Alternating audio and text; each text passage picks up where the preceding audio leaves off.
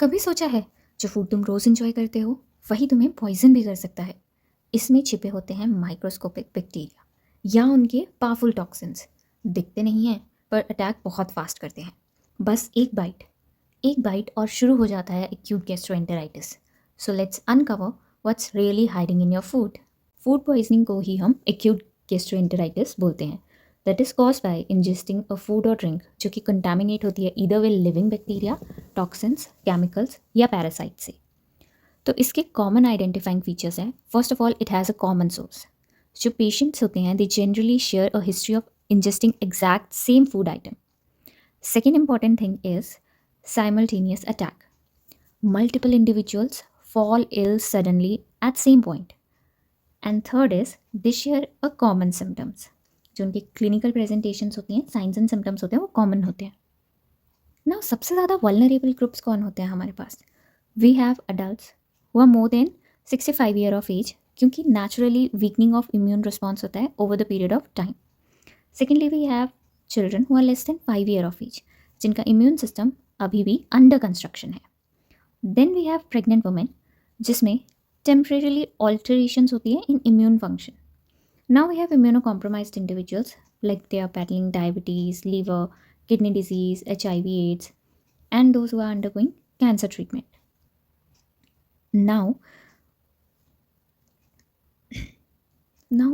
high risk individuals को strictly avoid करनी चाहिए unpasteurized dairy food items, lightly cooked meat or sprouts, or undercooked animal protein. We have 4 types of threat. Those can cause food poisoning. First we have bacteria.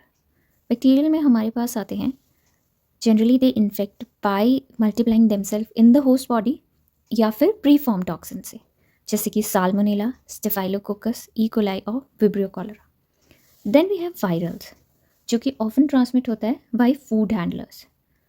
They are categorize by explosive vomiting and watery diarrhoea like rotavirus, norovirus और hepatitis A and E. फिर हमारे पास parasitic इन्फेस्टेशंस भी आती हैं जो enter करती हैं हमारी फूड चेन को वाया कंटामिनेटेड वाटर, सॉइल और raw meat. For example tapeworm, ascariasis और जियार्डिया।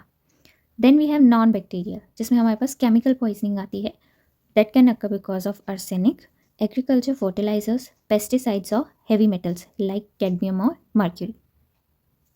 नाउ जो हमारे बैक्टीरिया होते हैं उनके generally 2 primary modes of attack होते हैं।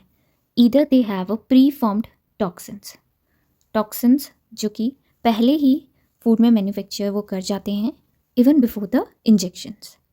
नाउ इनमें से कुछ टॉक्सिन्स हाईली हीट स्टेबल होते हैं, जो कि स्टेफाइलोकोकस का टॉक्सिन है जो कि जनरली हीट स्टेबल होता है। नाउ स्टेफाइलोकोकस के अलावा हमारे पास बॉट्युलिज्म भी होता है, बट थैंकफुली उसका टॉक्सिन हीट लिबाइल होता है, इसीलिए that can get killed by boiling.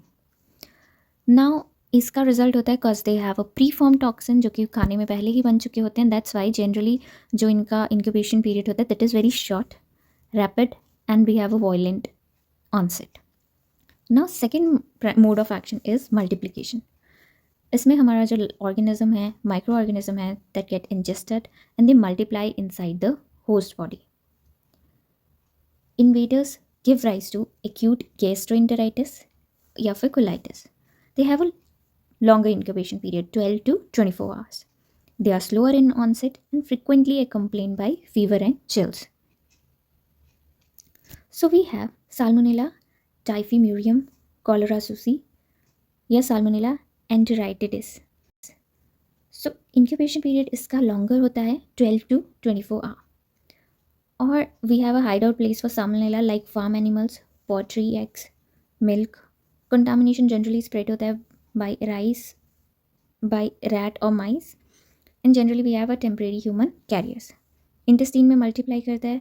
It causes chills, fever, vomiting, profuse diarrhea that last for 2 to 3 days. उसके बाद suddenly साल्मोनेला के cases जो हैं हमारे they are increasing.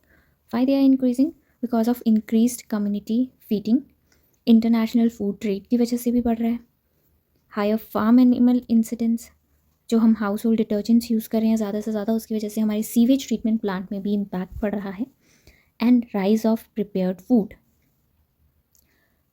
अब हम नेक्स्ट बैक्टीरिया की बात करेंगे जो पहले से ही टॉक्सिन बना के रखता है, that is staphylococcus aureus, and it has 5 distinct toxins. इसका incubation period it's very short, about 1 to 8 hours. And ये जनरली ह्यूमन को अगर इन्फेक्शन हो गया है नोज थ्रोट में, या फिर बॉयल्स हो गए हैं, या फिर काउस विद मेस्टाइटिस जो कि मिल्क प्रोडक्ट्स में आ चुका है, सैलेड्स, कस्टर्ड्स, सो ये टॉक्सिन जो होता है that is formed at a temperature from 35 to 37 degree Celsius. Boiling को रेजिस्ट कर सकता है फॉर 30+ मिनट्स. इसका बहुत डेंजरस थिंग है ये, and it can directly act on intestine and CNS. Sudden violent vomiting it causes, abdominal cramps it causes, but it different from salmonella that fever he rarely cause करता है, doesn't cause fever. अब हम अगले अपने bacteria की बात करेंगे, that is Clostridium botulinum. Clostridium botulinum ABE types के होते हैं, rare but it kills. About 2 in 3 individuals of untreated victim are killed. तो इसका इंक्यूबेशन होता है about 18 to 36 hours. It hide outs in soil, dust, और ये एनएरोबिक इन्वायरमेंट में थ्राइव करता है, जैसे कि होम कैन वेजिटेबल्स या फिर स्मोक्ड फिश और पिकल्ड फिश. अब इसका मैकेनिज्म ऑफ एक्शन क्या होता है, it also forms pre form toxins but they are heat labile. और इसका क्लिनिकल सिग्नेचर होता है दैट इट GI सिम्टम्स तो इसमें बहुत कम होते हैं, but it can cause parasympathetic nervous system पे एक्ट करता है, तो that's why it can cause blurring vision, muscle weakness, quadriplegia. Fever तो नहीं करता है, but it can cause these symptoms like blurring of visions, muscle weakness, quadriplegia. Now counter measures that we can use, like IV antitoxins का use कर सकते हैं, oral guanidine hydrochloride का use कर सकते हैं to reverse the neuromuscular blockage. ठीक है, that's very important. Now next bacteria that we have is Clostridium perfringens. Clostridium perfringens produces alpha and theta toxin. इनका इंक्यूबेशन पीरियड शॉर्टर है, 6 to 24 hour. Now कहाँ पे they can be found? Meat में, poultry farm में. If meat is prepared 24 hour in advance, 24 घंटे पहले meet बन चुका है, तो it can hide out in those places.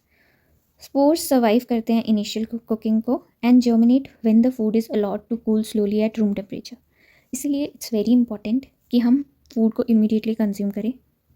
It can cause diarrhoea, abdominal cramps, nausea, vomiting, fever.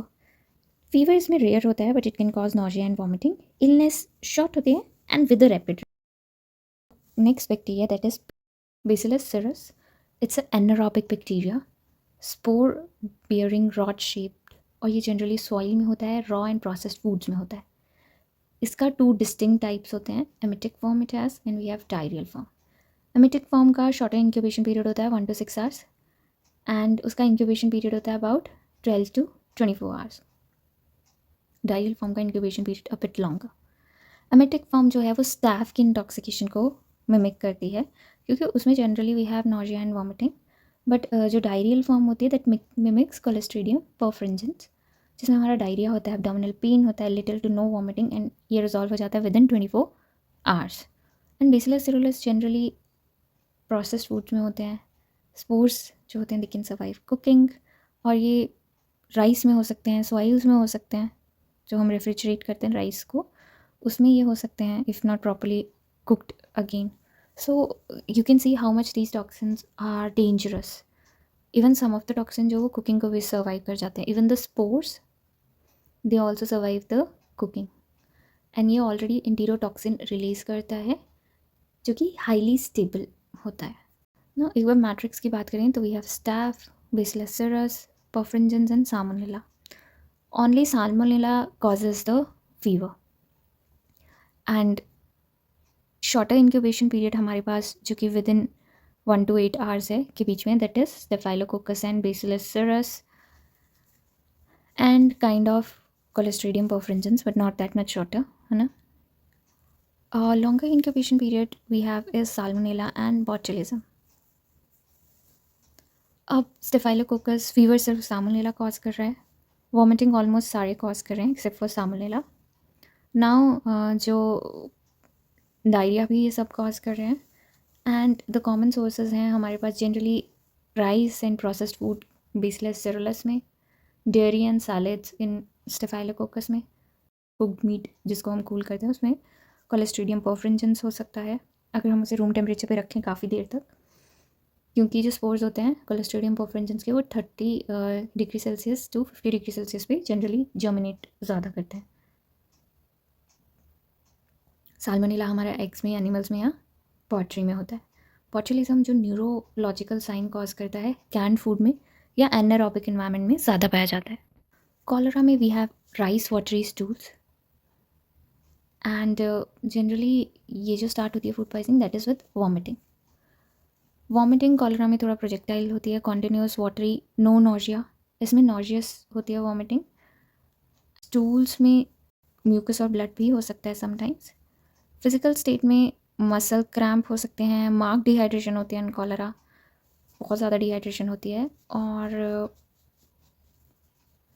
Generally ये restricted होते हैं सिंगल ग्रुप ऑफ इंडिविजुअल जिन्होंने कॉमन सोर्स से खाना खाया है, फूड पॉइजनिंग। अब इसमें secondary cases in neighbourhoods are common, cholera spread हो सकता है। सबसे पहले अगर आउटब्रेक की इन्वेस्टिगेशन करनी है तो पेशेंट की हिस्ट्री लेना is very important. We have to ask questions कि उन्होंने कौन से फूड आइटम खाए हैं, क्योंकि हमें कॉमन सोर्स पे रीच करना होता है, कितनी बार खाए, और personal data for everyone who share the common food, तो उसको आइडेंटिफाई करना इज़ वेरी इंपॉर्टेंट।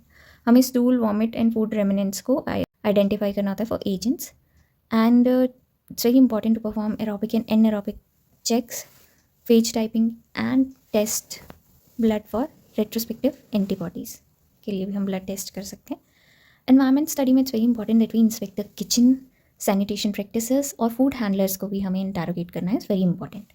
मतलब एनिमल एक्सपेरिमेंट्स के थ्रू भी वी कैन आइडेंटिफाई कि whether this particular thing, what this particular thing can cause.